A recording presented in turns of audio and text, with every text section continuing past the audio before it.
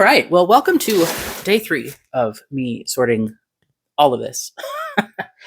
Different vantage point because it's the same day as before, but I thought that this would be a better vantage point to show you some of this yarn that I've got in here so that maybe you guys can give me some ideas of what to use with it.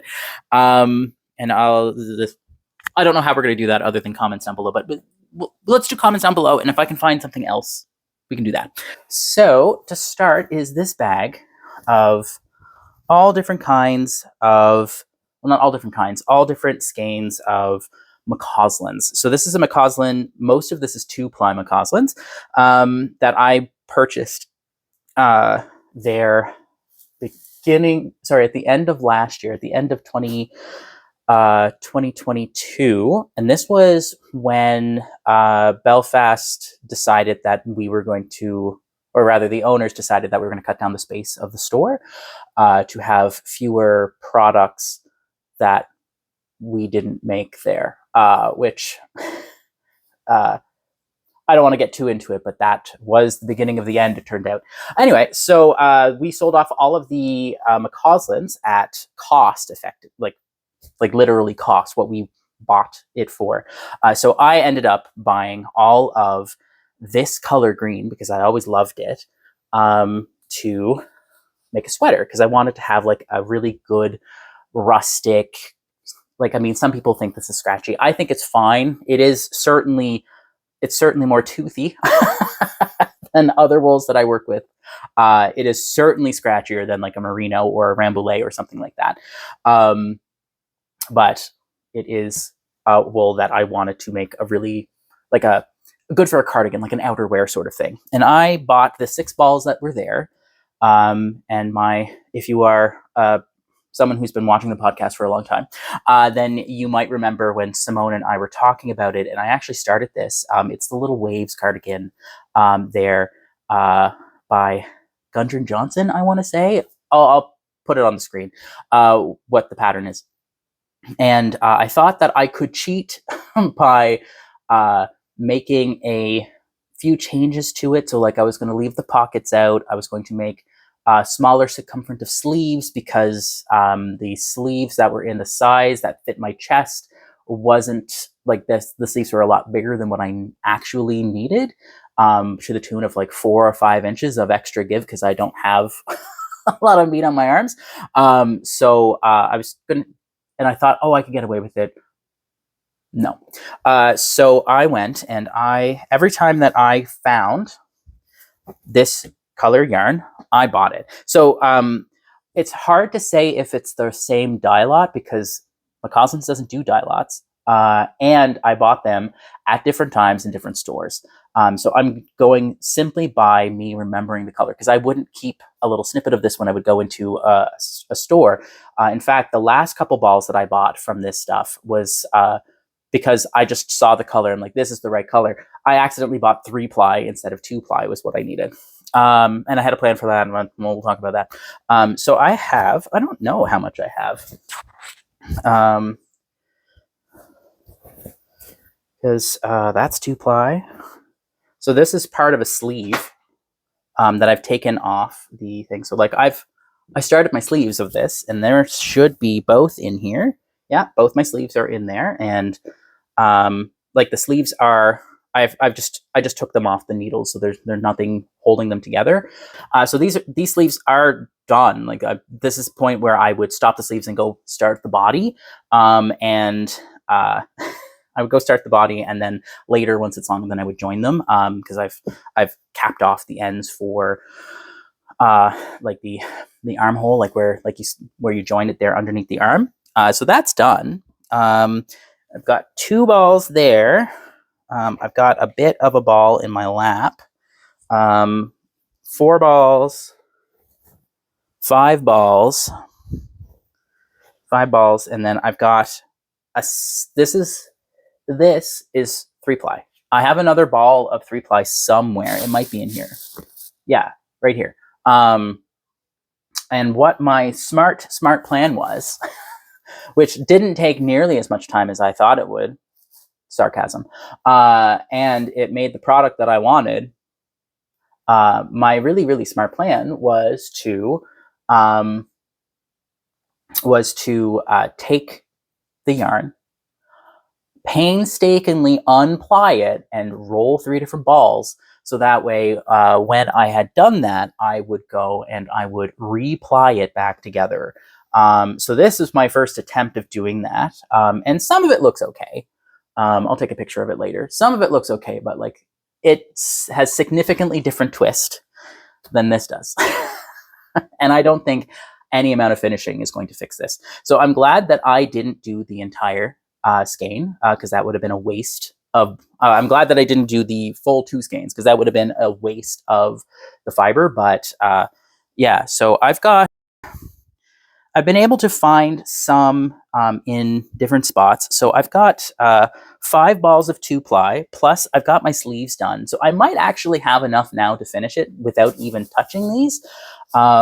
But I have been hesitating doing it because I am not 100% sure that I have all of it. Because when I did my sleeves, I used 2 different balls at the same time, and I'm still tangled. And this is all that's left from those 2 balls. So I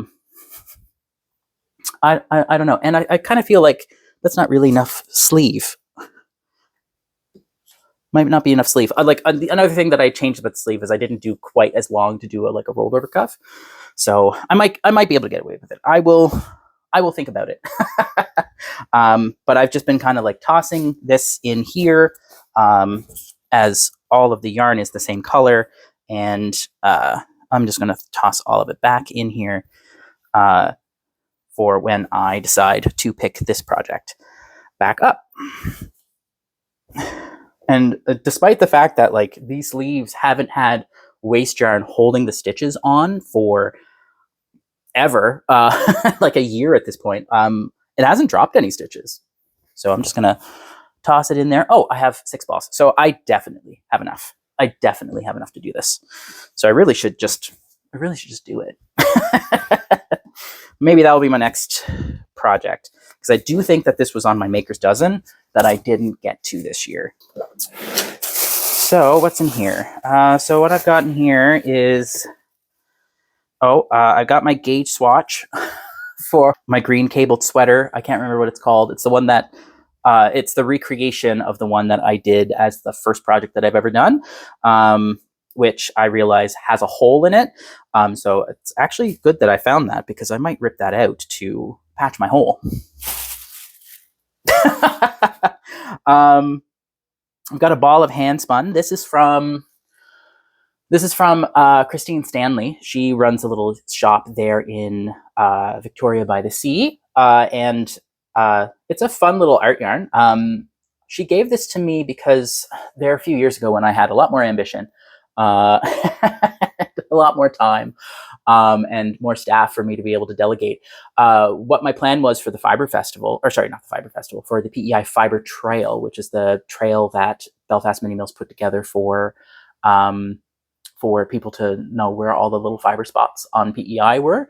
Belfast Mini Mills headed that. And for the last, this coming year would have been my 4th year doing it. The first year that I did it, I was going to, for the next year, because I was really hopeful that COVID would be over. My plan was to do like little squares and do kind of like a little square blanket like I'm doing right now of the traveling Afghan, but just like do different things and just sew together a blanket and have it as a big like a contest thing. Like if you went to all of the spots, or if you went to a significant percentage of the spots and then you made a purchase, you'd get a stamp.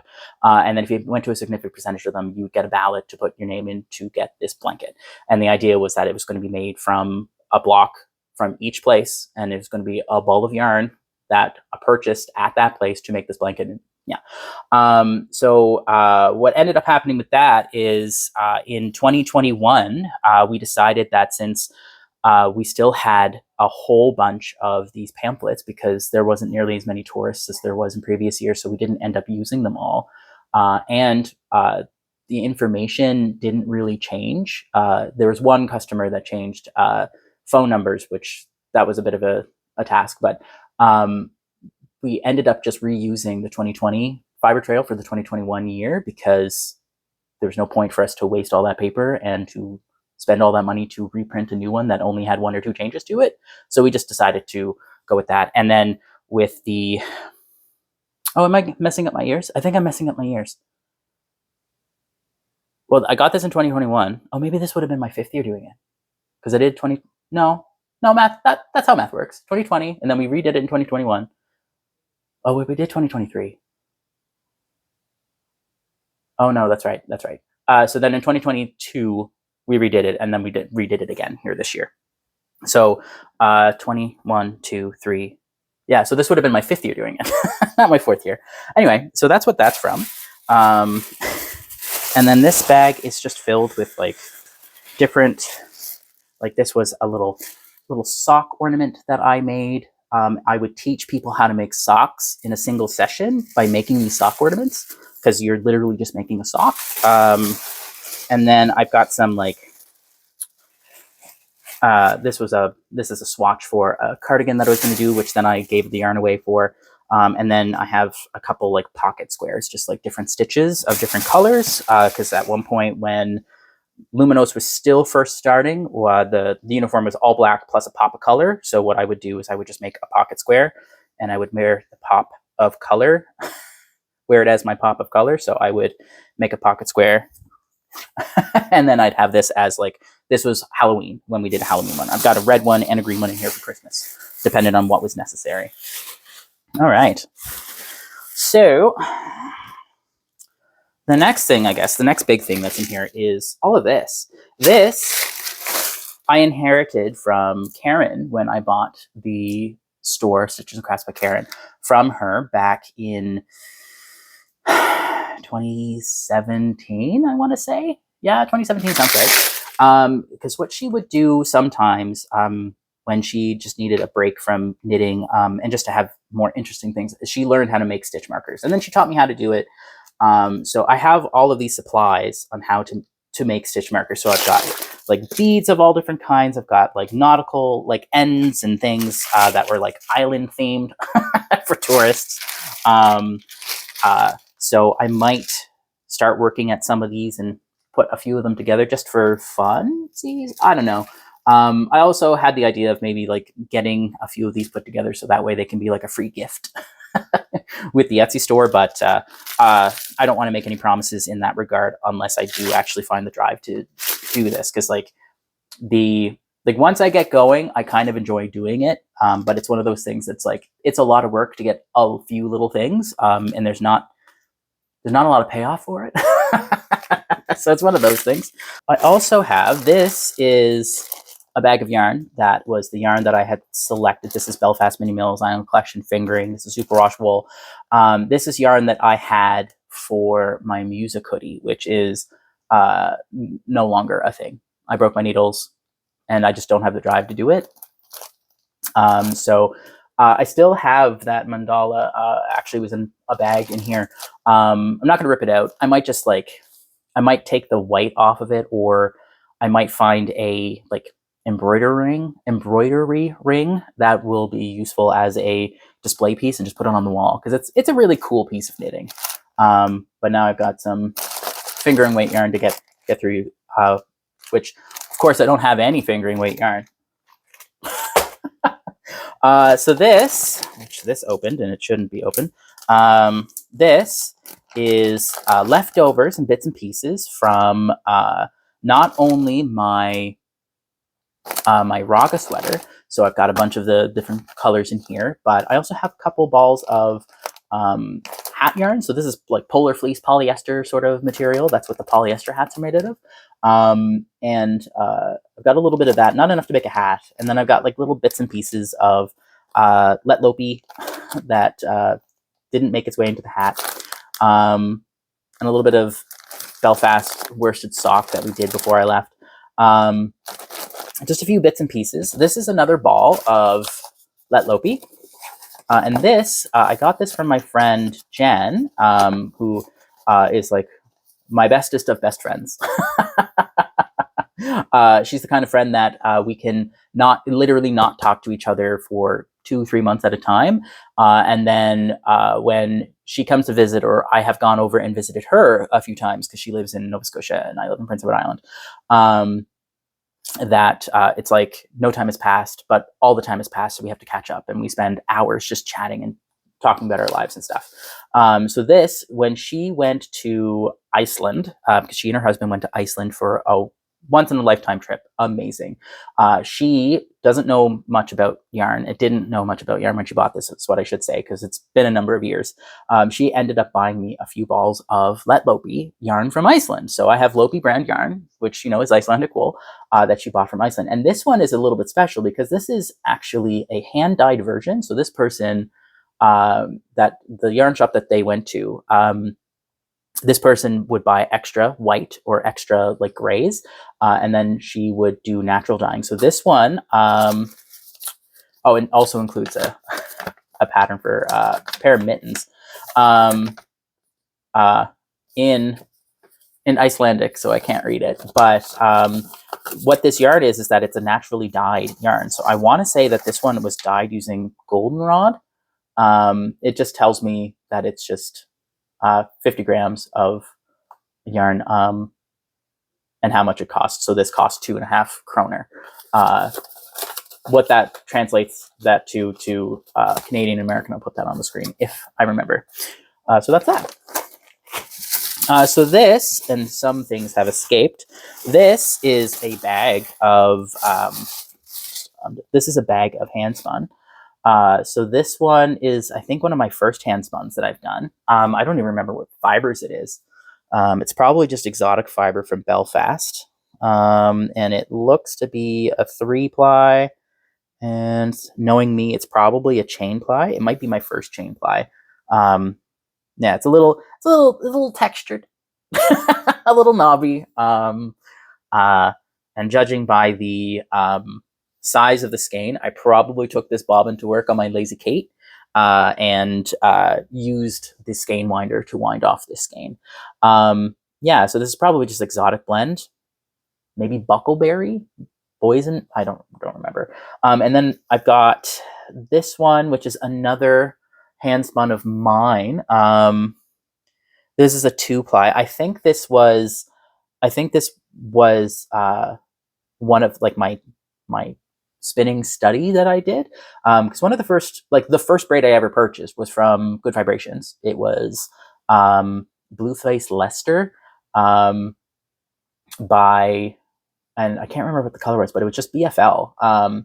So I bought it, and what I ended up doing, thinking that I was going to do a fractal, I was going to do a really complicated fractal. So what I ended up doing is I took the braid, and I didn't understand what Simone had told me when she told me to do tip to tail, right? And if you want to know how to do a fractal spin, there's a video on the channel. But so what I ended up doing is I took this and I cut it in half. So like lengthwise, cut it dead center. So I turned that into, and I think I cut it into 4 actually. But I decided to turn that into like a study. So I learned how to chain ply. I learned how to ply color, so that way it like strands together. So this came out like a self-striping, almost not quite variegated, but like most of the, I'll take a picture of this, put it up. But this turned out to be more of like a striped yarn as opposed to anything else, because what I tried to do on this one, if memory serves, is like I split the braid in half and then I tried to just spin an even 2-ply and then plied it back together. And it made a really neat, cute little skein of fingering, I'm going to say sport-ish weight. So that's 2 balls of my own. Oh, and here's another part. This is a different half of it. So that's another one of my hand spun. This one's a 3-ply. I think that one's a chain ply. So this was me learning how to chain ply. This was me doing a 2-ply. And that's 2 different parts of the same skein. So I think these are 1 ounce skeins. There should be another one. There should be another bigger skein. Because I think what I ended up doing was doing a fractal and did tip to tail, like split both braids, and then did tip to tail of like the right half, and then split these left half, or yeah, the left half for you guys. I think I have to reverse this. Anyway, but whatever. I think I have another skein of this somewhere. I just don't know. I just don't know. And then the other thing with this is all the handspun that I thought I had. This is all handspun from Simone. So I think it was the Christmas that I started spinning. And then I started like really getting into spinning. Simone gifted me a huge bag of little bits and pieces of handspun. And I think this was the first year that she was working at Belfast. And like Simone and I like knew each other and we were friendly before because she had come into my shop and bought a few things and we would chit chat and had a good time. But we didn't really truly become friends until we started working at Belfast. Like I would see her there in the first few months that I worked there, but it wasn't until she really started work there that we started really being good friends. And then she got me into spinning. So then for the first Christmas that we were friends, I had no intention of buying her a gift because like in my mind, I didn't buy gifts for my coworkers. But she came to work. In fact, both Connie and Simone came to work and they gave me gifts. So I went home and quickly got gifts ready for them. So I'm pretty sure I gave Connie a nice skein of yarn that I had. I want to say it was probably something by Sugar Bush. Because I think at that time that was the nicest yarn that I had. That wasn't stuff that we made at Belfast. And then what I did is I went through all like the bits and pieces of handspun that Simone gave me and like color coordinated them, and I quickly crocheted a hat for her. And she was really excited when I gave it to her. And as soon as she grabbed it and she like shoved it onto her head. And she's like, "I love it." So I have a few of these left here, and I probably will find more as I go. But I see that this episode's getting a little long, so I will join you back here tomorrow with the other half of this video. Bye, guys.